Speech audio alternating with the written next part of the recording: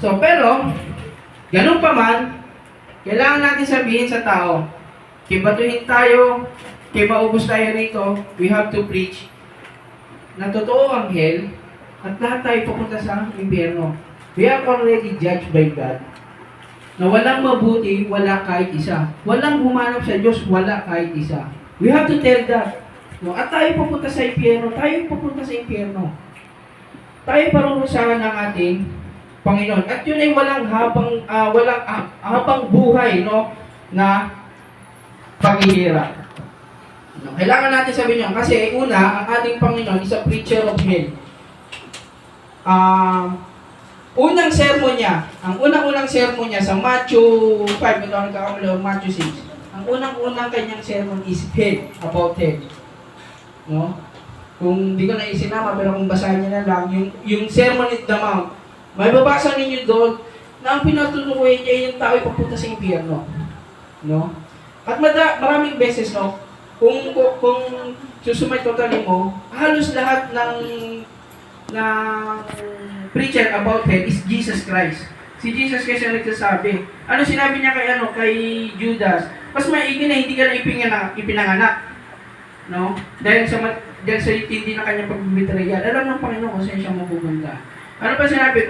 Kung ang mata mo ang nagiging sanin ng iyong pagkasala, mas maigi pang dukutin. Kaysa yung buong katawan mo mapunta sa impyerno. No? So it's true. No? Kasi totoo yun. At alam ng Panginoon, yung kalagayan ng tao sa impyerno.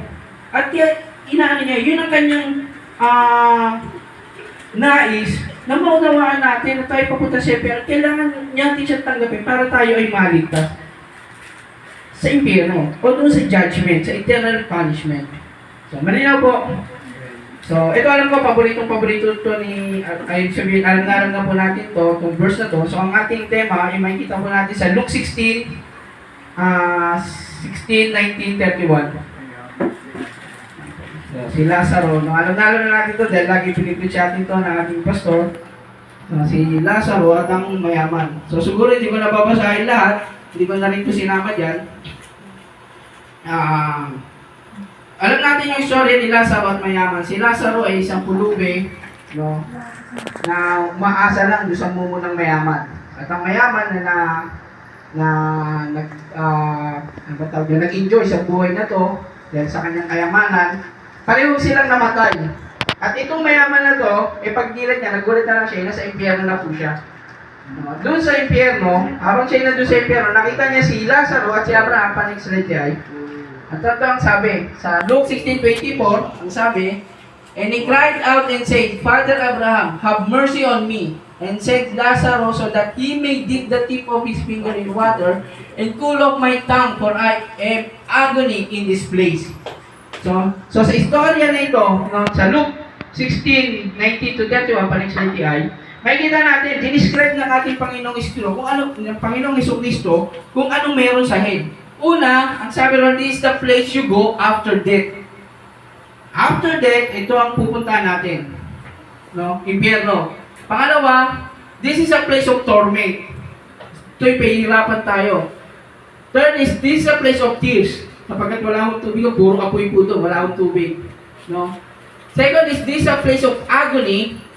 And this is a place of fire. Kaya nga sabi ko kanina, pinakamagandang i-describe, no, na, ayaw ko na sabi ko, no, sa impyerno is the Gehenna, which is word lake of fire.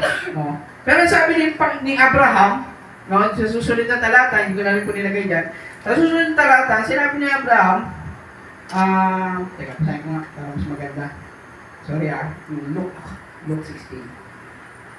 Basahin natin, Luke 16:25 ba yan? Kung daw nagkamali 25. But Abraham said, Son, remember that though in thy lifetime, Tagalogin ko, datapwat sinabi ni Abraham, anak, alalahanin mo na ikaw ay tumanggap ng iyong mabuting bagay sa iyong pamumuhay. At si Lazaro sa hindi paraan ay masasamang bagay. Dapat ngayon ay inaaliw siya rin at ikaw ay nasa kahirapan. Sa 26, sabi, at bukod sa lahat ng ito, ay may isang malaking banging nakalagay sa pagitan natin at ninyo, upang ang mga mag-ibig tumawid buhat din hanggang sa inyo ay hindi maaari. At gayon din, walang makatawid mula diyan hanggang sa amin. Ano ang ibig sabihin? Sinasabi ni Abraham, hindi ka na makakalis dyan. There are no escape. No, hindi ka makakapunta rito at si Lazaro hindi makakapunta dyan. Wala akong escape. Panghabang buhay po yun. No? Sa madaling salita ho, it's forever.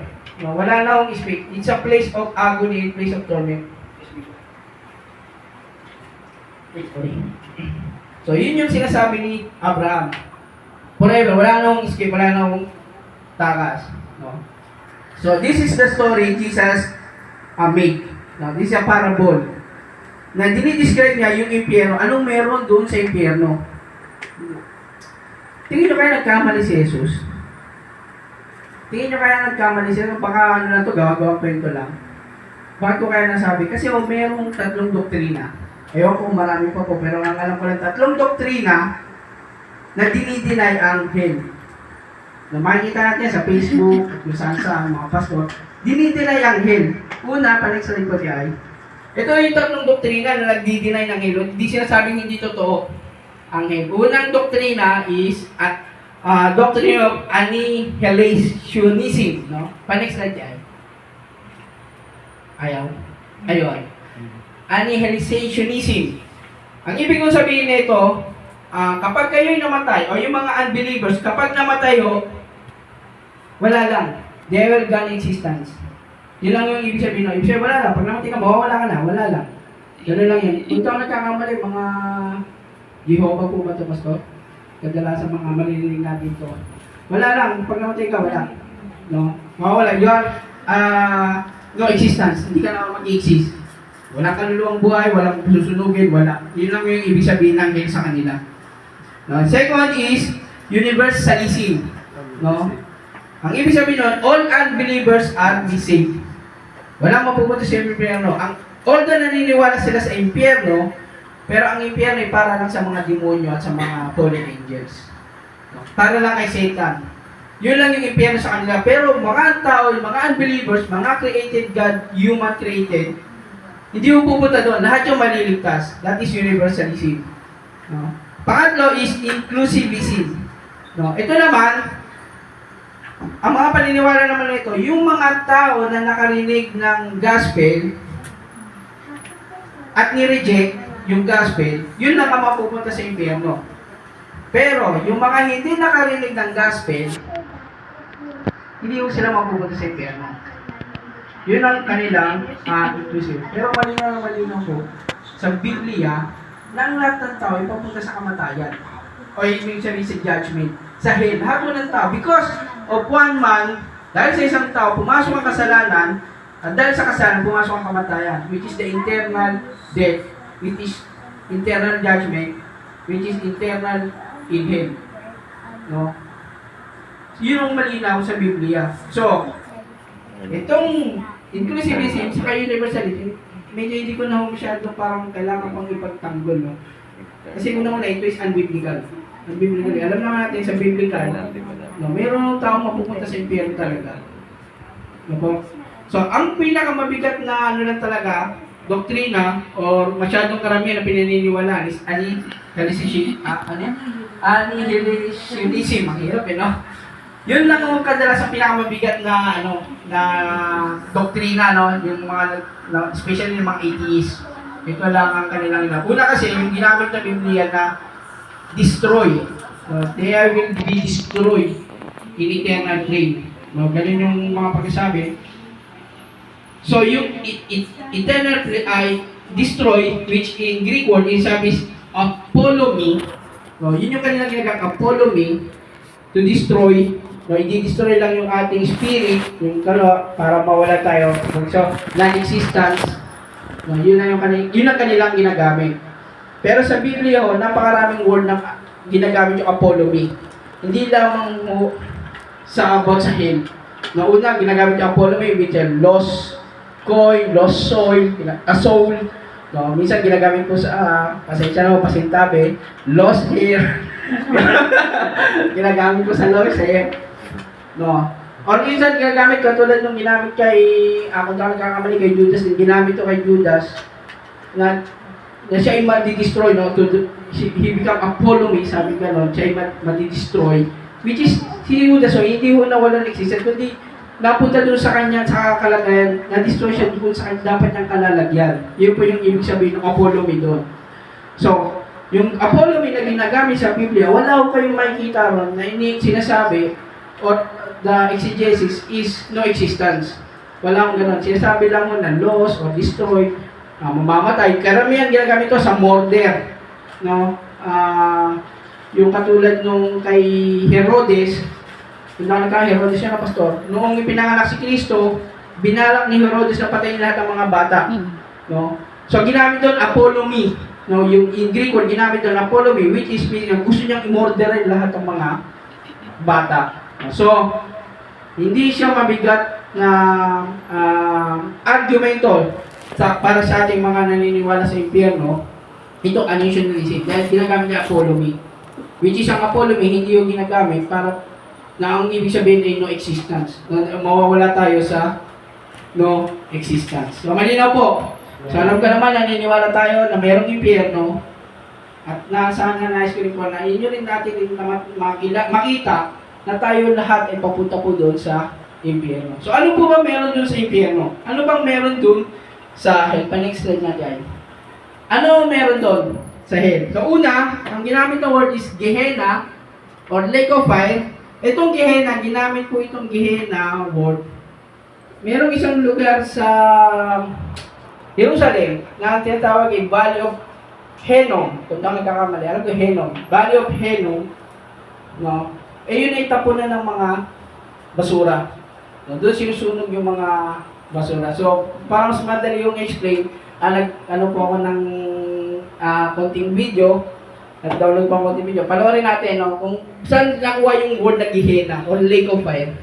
Sige, hindi pa-play ko, Tiay. Pa-play.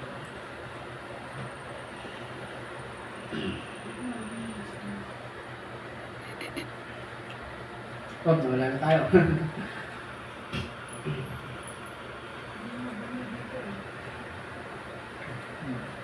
Sige, pa-next natin. Next, click lang po. Yan, link.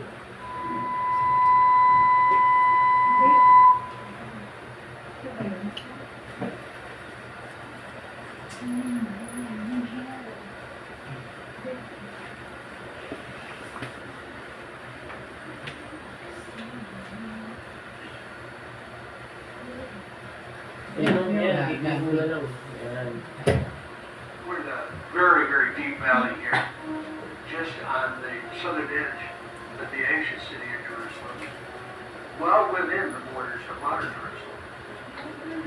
A valley called Hinnom. Hinnom. I don't know who Hinnom was, but he was some guy, and he had a son. This is called Ben Hinnom. The Hebrew word for valley is Guy. Guy Hinnom. And I've heard it pronounced very badly. In fact, it's common to pronounce it really badly and call it Gehenna. And you've probably heard of Gehenna. Valley of Fire. Lake of Fire, I've heard it called. It's really interesting because this is a really deep valley, but evidently in ancient times, this was the trash dump of the city. In fact, the whole valley got filled up over hundreds of years. Got filled up with trash to quite a high level.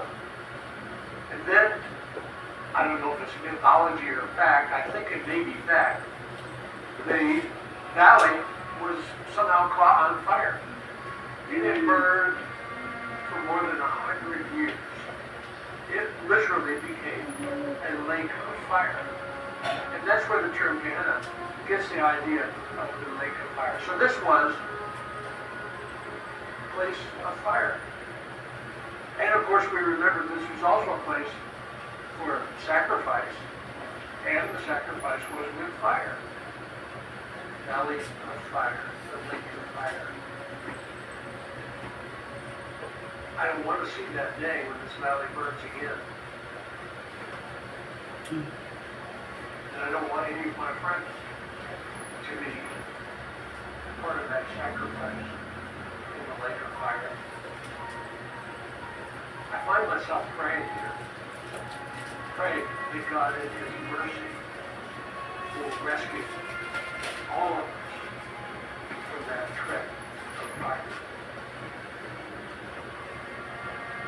God have mercy. Amen. Okay, so Gehenna. Doon po kinuha yung word na Gehenna, the valley of Hinnom. Hinnom. Hinnom. So doon po kinuha yung word na Gehenna. Kaya yung sa Revelation, pag ginagamit nila yung Gehenna, alam nila yung meaning. It's a lake of fire. No, doon tinatapon yung mga gusto. Naalala ko, no? Ewan ko sino yung mga nakaabot nito sa Barangka. Meron sa likod ng school namin dati. Meron yung fornice, ewan ko ang tawag doon. May butas yun. Doon tinatapon yung baka basura, no? Pagka-uwian na, doon itatapon. Yung apoy na yun, buong maghapon yun. Hindi mamamatay yun, basta tapon lang ng tapon, susunugin yun. Buong maghapon yun. Pero yung Gehenna na sinasabi rito is lake of fire, kung napakinggan niyo, sabi, 100 years, for 100 years, continue burning. No? Patuloy, for 100 years, umaapoy yun. Basta tapon na silang tapon, patuloy na umaapoy yun. No? Yung Gehenna. Paano pa kaya dun sa lake of fire na sinasabi ng Panginoon? Sa impyerno, it's eternal. No? Habang buhay yun. Wala akong yung pagpatay ng apoy doon. Tuloy-tuloy yung ningas ng apoy doon. It's forever. No po? So, yan po yung makikita natin sa impyerno, sa hell. Next slide. Second is eternal punishment. No? Sabi sa Matthew 25:46, this will go away into eternal punishment, but the righteous into eternal life. No? So, merong dalawa na destination ng tao. Una is eternal life, pangalawa is eternal punishment. So, ipinaralel ng ating Panginoon, eternal punishment, saka eternal life. So, kung hindi totoo ang eternal punishment, o yung hell, it means hindi totoo ang eternal life. No? Kung hindi eternal, o hindi panghabang buhay yung punishment, ibig sabihin, wala rin po tayong panghabang buhay.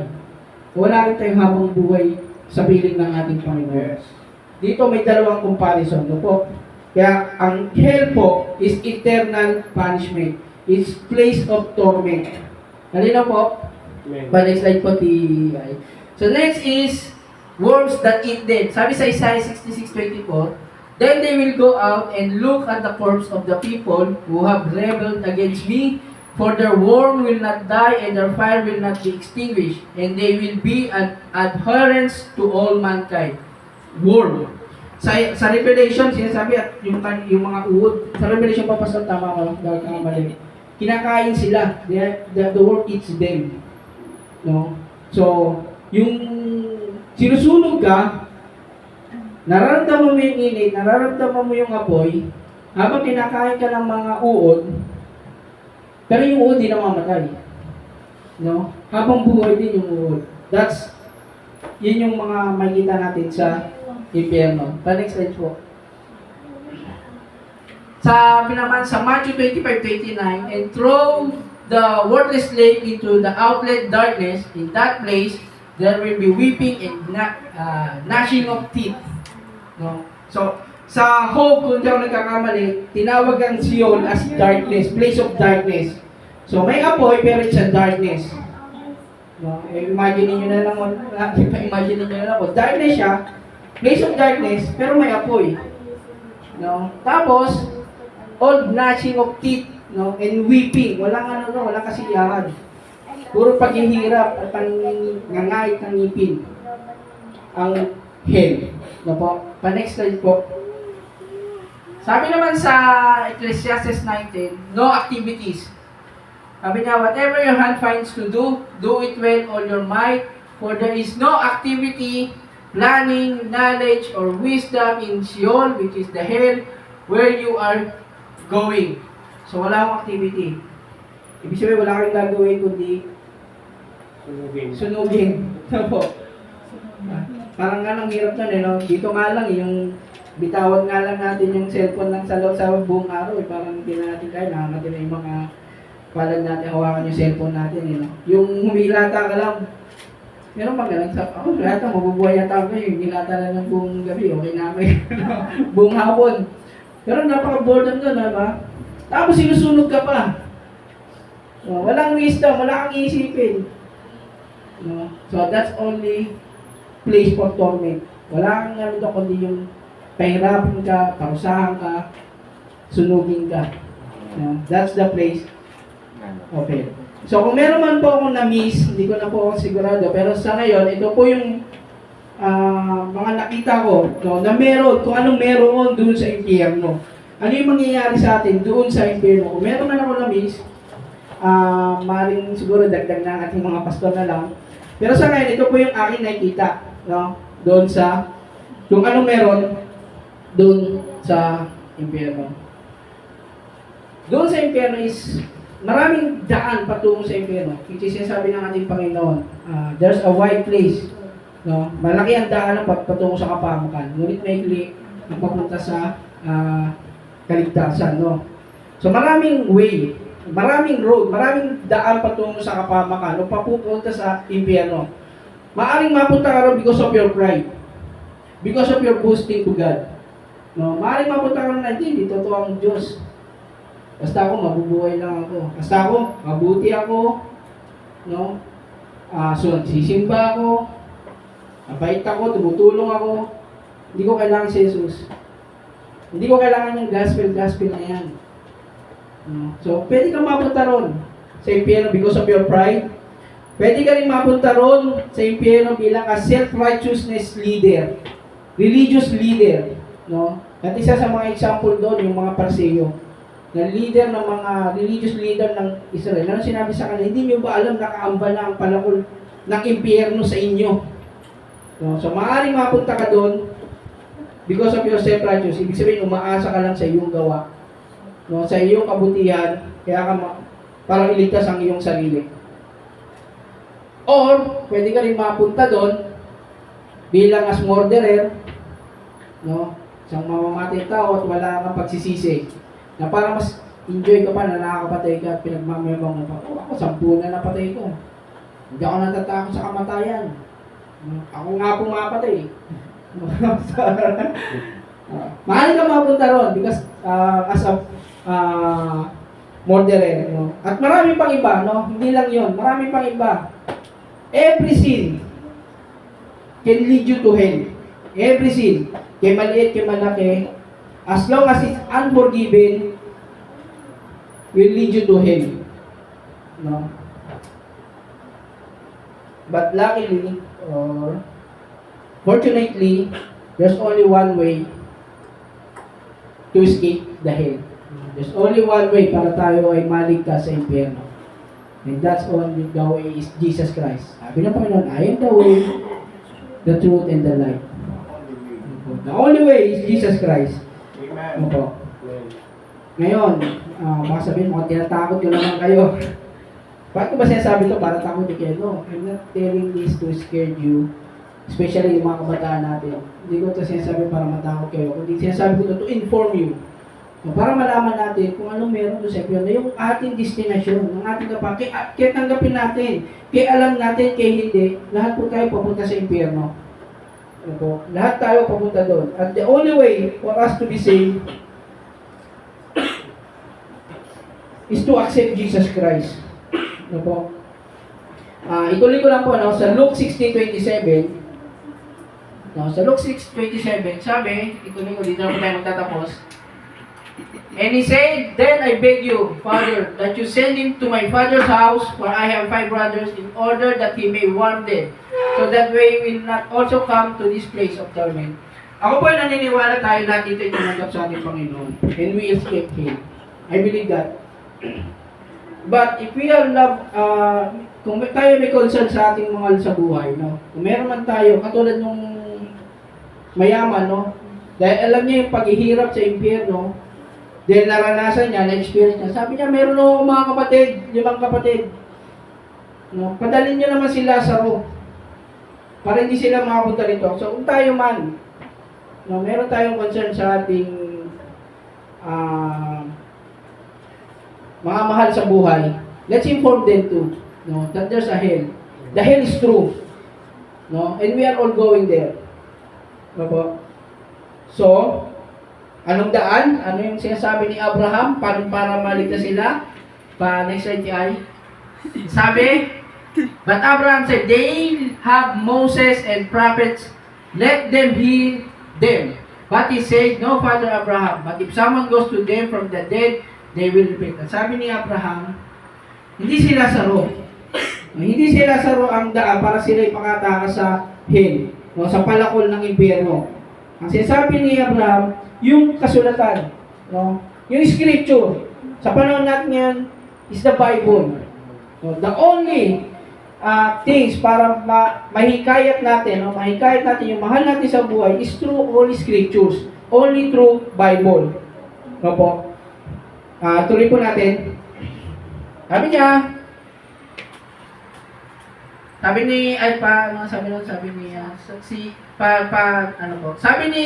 nung mayaman, sabi, no, Father Abraham, but if someone goes to them from the dead, sabi, hindi ho, Panginoon, hindi ho sapat yung Biblia. No, kailangan padalhin niyo yung patay na muling nabuhay para sila'y maniwala. No, pero sagot ni Abraham, sabi ni Abraham, but he said to him, if they do not listen to Moses and the prophets, they will not be pursued even someone rise from the dead. So kung hindi ninyo paniniwala ng salita ng Panginoon o the Biblia, kahit yung mga lolo natin, kahit mga kapatid natin na namatay at muling nabuhay, sabihin sa atin na totoo ang impyerno, they will not believe. The only way para maikayat natin ang ating mahal sa buhay is through Bible. No? At ang Biblia ay tinuturo na ang daan para tayo ay makatakas sa impyerno is Jesus Christ.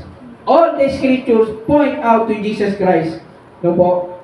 Yun lamang ang tanging daan. No? So we need to share the gospel. No? We need to share yung mabuting balita, yung dahilan kung bakit napunta rito si Jesus. Na tayo ay papunta sa impyerno, kaya tayo bumaba sa Jesus, kaya meron tayong Pasko, dahil gusto tayong iligtas ng ating Panginoong Isko doon sa impyerno, doon sa kapahamakan. No?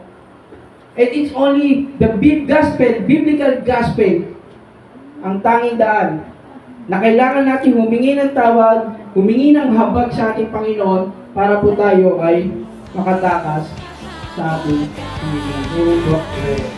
Tayo po naman natin. Panginoon, tulungan